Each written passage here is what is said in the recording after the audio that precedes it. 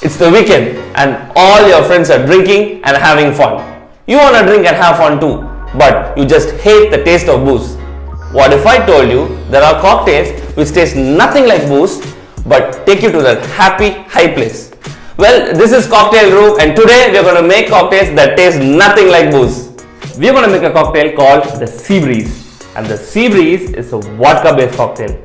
Now vodka is a tasteless and odorless spirit, so you don't have to worry about your cocktails tasting like booze. This drink is going to be made into the glass, so take a tall Collins glass, fill it halfway with ice and measure out little less than half an ounce of lime juice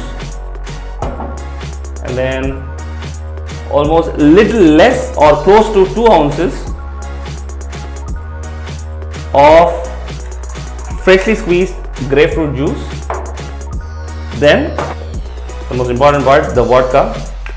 Measure out 2 ounces of vodka and then top it up with cranberry juice. Give a little bit room and add